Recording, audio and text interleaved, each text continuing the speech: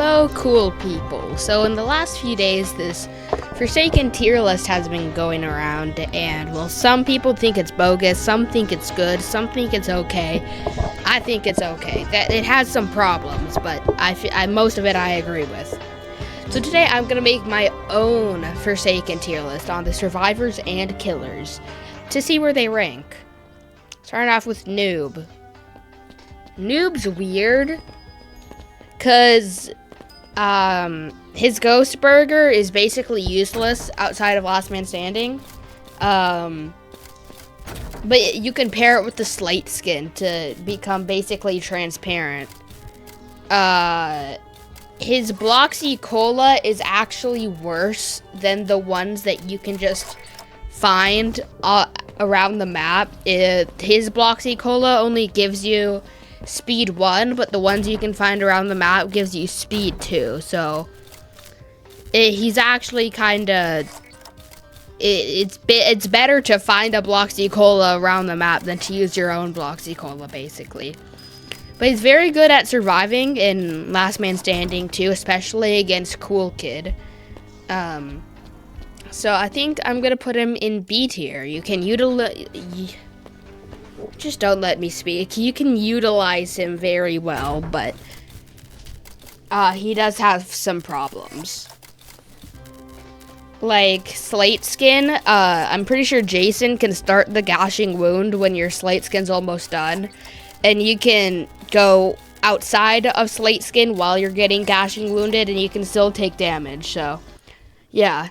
7 and 7. Oh boy, where do I start with this guy? It's become basically a meme at this point of how bad 007 and 7 is.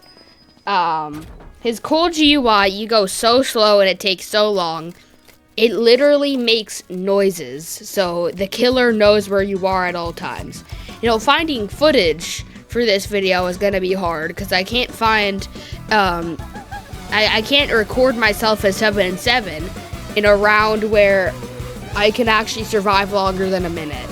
Because basically, first of all, the killer is going to probably target you because he's only good in Last Man Standing. I just got to say, you can get good at the cursor mode, but why would you put in all this effort to get good at a character that you can just replicate with Noob for less of the work? Like, his not ritual, I forget what it's called. This thing that makes it move nowhere, redirect, I think it's called. That's basically useless outside of pathfinding cursor. Aimless is basically useless. And that's the default setting. So many people that are trying out 7 and 7 for the first time, it's going to be on that setting, which is the worst one. You can do some cool tech with him, like stopping attacks, like Cool Kid's Walk Speed Override.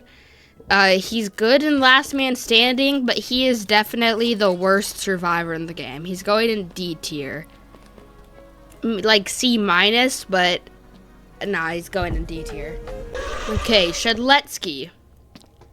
Shedletsky's kind of weird. He has the worst sentinel stun in the game. But if you catch the killer by surprise, or but you can't use it unless the killer is locked onto you. So unlike other sentinel stuns where you can use it to protect your supports or whatever, with Shedletsky, it's really hard to do that unless the killer's 100% locked onto you. His fried chicken's very good though. It heals him 40 health, which can be a lifesaver, albeit it's on a very long cooldown though. But why go through all that when you can be 2-time? Anyways, with that being said, Shedletsky has a self-heal, and he's still a stun. It might be the worst stun, but it's still good, just the least good. So I'm putting him in like B+, I'd say, or A-, but I'm putting him in A tier because you can get very good with Shedletsky. 2-time. I don't think I need to say anything else, because 2-time is the best survivor in the game. He's getting a buff soon, or not buff, nerf. If it was getting a buff, then I'd probably bring my eyeballs out of my sockets and throw them into a blender. But, yeah, they're very good. They can get a second life, which is crazy, albeit 1 gashing wound in your toast. They're very annoying in Last Man Standing. They just teleport. You think you know where he is, but like, no, he's on the other side of the map now. He's on the other side. And if you're cool, kid, then you're kind of cooked. But he ain't cool, you're cooked. With that being said, he has a crouch and backstab to stun the killer that you don't even have to be backstabbing the killer to get to stun them. You can be totally front stabbing them and it's gonna work. It's so dumb. I also feel like there's this like oblation. I've never played 2-time before. I played him like once.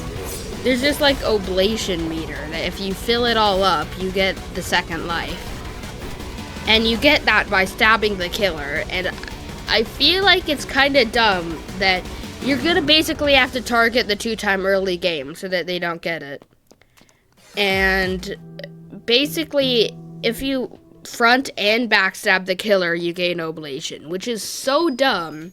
Because I feel like a good nerf would be to only be able to backstab the killer to earn it. Because I don't know if it's a glitch, but I've had several times before where a 2-time doesn't backstab me for the whole game, and they get a second life. Just by front stabbing, which is so dumb. Okay. And I will target any 2-time players who cross my path. Guest 1337. A lot of people are like, oh, he's weird, he's bad. No, he's really not. He's second best sentinel in the game.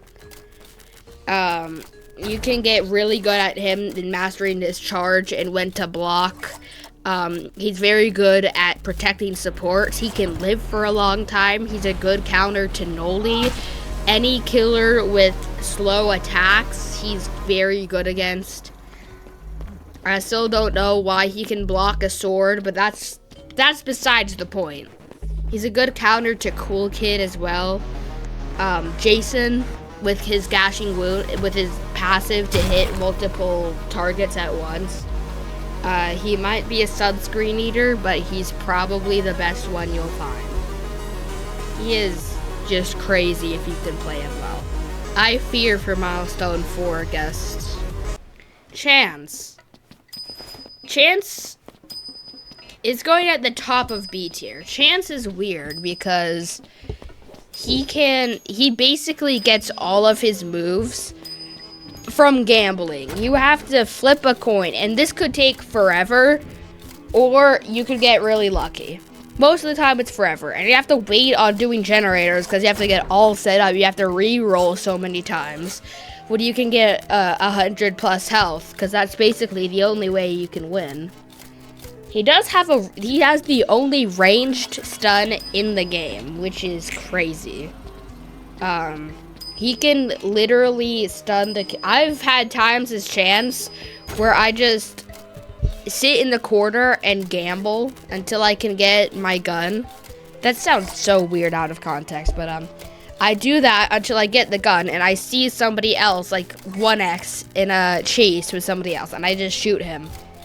And the 1x just looks so confused. He's like, where is he? And I just hide away and repeat. Now, what I don't like is when literally any killer comes for you before you're all set up.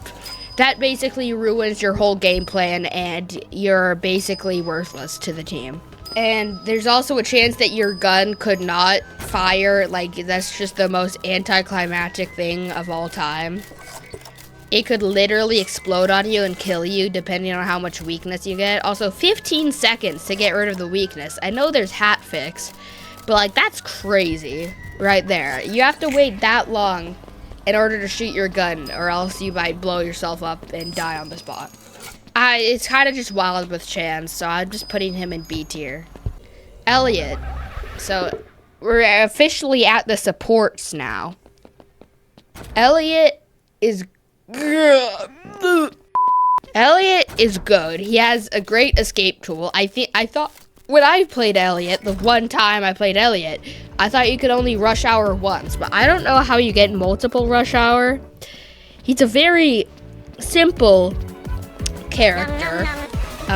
He has a very good heal. He's the only one that can actually like heal consistently. Dusakar used to heal, but then he got nerfed on the same day he released. Builderman can heal 1 health at a time, so yay. Elliot can actually do great healing, depending on how many generators you do.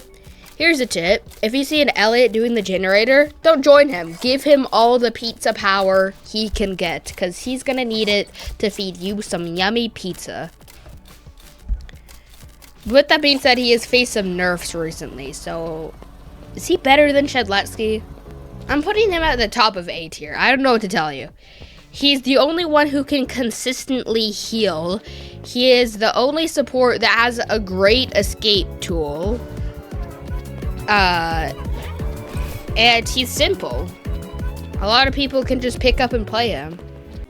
Builderman. Builderman is going in. See another top of A tier? Okay, I'm putting him behind. I'm putting him above Elliot, because now if these two tie, okay, but I'm just gonna have to place it behind them, just barely.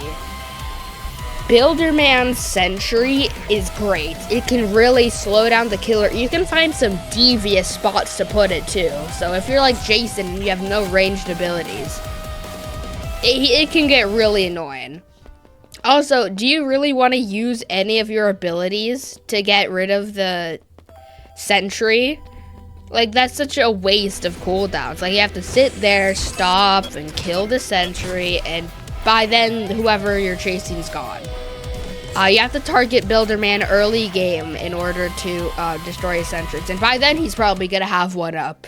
If he's smart and doesn't do the generators immediately and puts one up in a devious little place, then, you know, by the time you kill one that he has, a sentry, he's probably going to put up another one that slows you down and gives speed to the survivors. I don't know if it still does that, actually.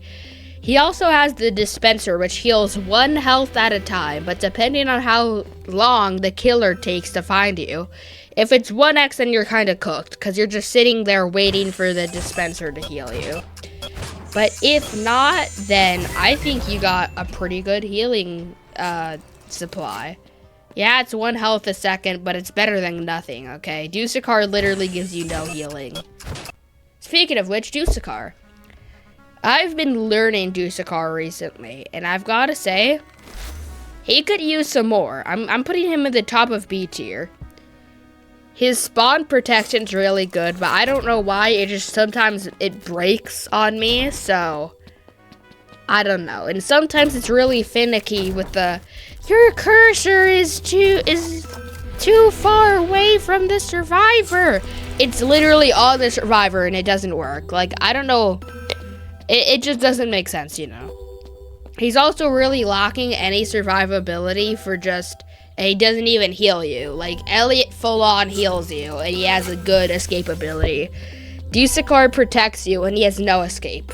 Literally no escape. With that being said, his spawn protection is really annoying to deal with. It gives you crazy levels of resistance. It doesn't slow you down anymore either. The plasma beam's useless on survivors, but for a killer, it can really slow them down. But it's not nearly as good as what a sentry can do, and basically doing any of that, the killer just locks onto you, basically. So, I feel like he could use some more to get him into A tier. Like, I feel like he should be, maybe not an escape tool, but I feel like he should have a way to spawn protect himself. And I also feel like the little zappy should give at least, since it has a short cooldown, maybe like 10 healing to a survivor. That would be nice because of its short cooldown. All I'm saying is if they add that, he goes to like maybe above Builderman, next to Elliot. I think he could really be up there as a great character. But right now he just sits in B tier with these two. And B tier is not bad, but like there's room for improvement. Taff. People really don't understand how bad Taff is. He's top of D tier. I'm putting him in C tier. I'm gonna be nice to Taff today. Unless you're playing Noli, you can just, if you just have any level of good reflexes, if you see his little subspace start to go off, you just hit it. Hit it once. With Cool Kid, you can even use Corrupt Nature. If you're using it. Literally, Jason, he can just slash out and kill it easily before you can get helpless. Epilepsy mode also really fixes it. It's really kind of pointless, unless if you're Noli or John Doe, who attacks kind of slowly. Taff, you can just, unless you find a really cheeky spot to put your trip mines to where you somehow don't have enough reflexes to hit it. That's just what I'm saying. I don't think Taff's good. There's a few cracked Taff players out there, but I don't think he's that good. I think he's the worst support in the game. I think he's the most overrated character in the game.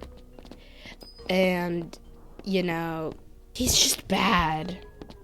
He's mid. I'll say he's mid, because you can sometimes put them through walls, which would be bug abusing, but, like, there's some very good spots on it. He's very map dependent. Like, Planet Voss, you're only really gonna get him inside of the spaceships, in which that case you're so predictable, so Cool Kid could just pizza delivery and it kills you anyway. John Doe can just trap you in.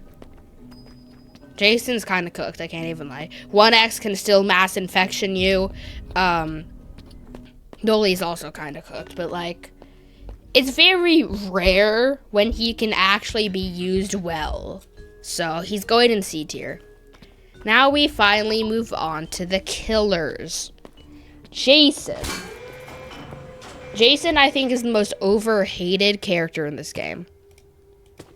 I really think people are overestimating with how bad he is. Like, he's not bad. His hitbox are massive. He can literally target down support super easily. I'm not putting him in S tier. I don't think he's that good, because a really good survivor can loop him. What sucks is that with Builderman Sentries, it can really slow him down, so he can really get just stuck sometime. But he's very good at chasing and hunting down supports like Juicecar or Elliot. Elliot, because he basically can make Elliot useless.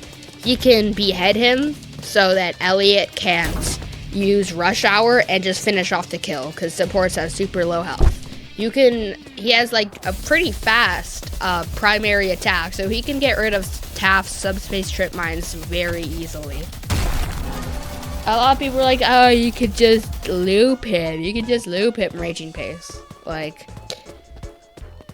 I don't know how people think he's really bad. If you've ever seen the Milestone 4 Jason, you know that your life choices are gonna be regretted. I don't know. Cool Kid. Do I put him in S tier? Or I think he's like A+, I'd say. I'm putting him at the very top of A. There's a lot of good characters. There's a lot in A. But Cool Kid is pretty fast, has a short M1. He has a projectile ability that slows. He has minions. He has a dash. But with that being said, you can't steer the dash, so if somebody just runs away and you're not using it at close range, they're kind of cooked. He's very good at chasing down supports, too. And his minions can really be good if it sneaks up on people while they're doing generators, or you're cornering somebody in the last man standing. With that being said, he's very bad against survivalists. He can't basically use wall hacks, is what I'm trying to say. You have to use your pizza delivery minions to track him down. If pizza delivery also showed you the locations of the survivors, then he'd be like the best killer of the game. But he doesn't do that. So right now he's at the top of A tier. I feel like he's gonna get nerfed sometime soon. And he can literally hit walk speed over riser walls. I'm a milestone 4 cool kid, and today I learned he can do that. Like, it's crazy. So, almost at S tier. But also the pizza delivery minions are kind of stupid sometimes, so. John Doe. Oh, John Doe. People are going to get mad at me for this. He's going at the top of B tier. I said it. You can literally fight me. I don't care. John Doe is the weakest killer. But with that being said, he's still a very good killer. He's good at trapping. But he's just been nerfed so many times. Literally, he's going to get buffed soon. So the next time we do this, the guest 666 comes out, he's probably going to go in A tier. But you can use a big brain to fully utilize John Doe. But he's very map dependent too. You have to get some good maps with John Doe in order to trap people. Like, an open map is very bad for John Doe.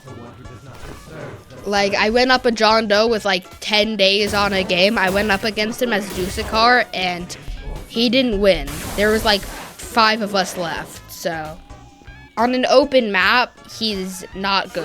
And with some recent nerfs, that's what's keeping him from going in A tier. I commented this tier list on a video talking about the original tier list a few days ago, and people were like, oh my gosh, why'd you put John Doe in B tier? Yeah, this is why. 1X is the best killer in the game. I don't know what to tell you. 1X, first of all, turn off epilepsy mode. That'll help you. His poison is crazy. He's an absolute sniper as well. He's kind of map dependent though. If he wasn't so map dependent, I think I'd put him above 2-time. But his minions are smarter than the pizza delivery minions. He has wall hacks. He gets speed when he uses his wall hacks. And the blurriness in it is really nothing too. And when you land that mass infection up close, it is crazy. He does poison damage. 1X is freaking crazy. I'm so happy he's getting nerfed. Noli, I'm debating top of B tier or bottom of A. I'm putting it in bottom of A tier. You can steer his dash, which is always a plus. His Void Star can get people down from ledges, but he has a slow primary fire, so he's bad with tap.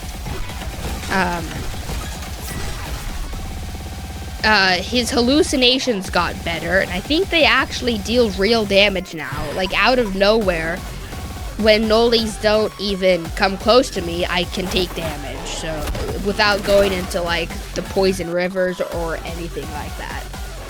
So with the recent buffs Noli has gotten, I think Noli is pretty good. He's bottom of A tier. If he didn't get the hallucination buffs, then he'd be at top of B tier, but now he's in A tier. Okay, well, I don't know why these two guys are here. Blue Dude is absolutely peak. He's top of S tier. And Birdie Princess is cool, but Blue Dude hates him, so, like, C tier. So that'll do it. If you guys have any thoughts on my opinions, because I bet you do, then leave that in the comments. If you have any questions about my placements, then I will respond to the comments. But this is my tier list. Blue Dude's the best killer in the game. I think we've learned that today.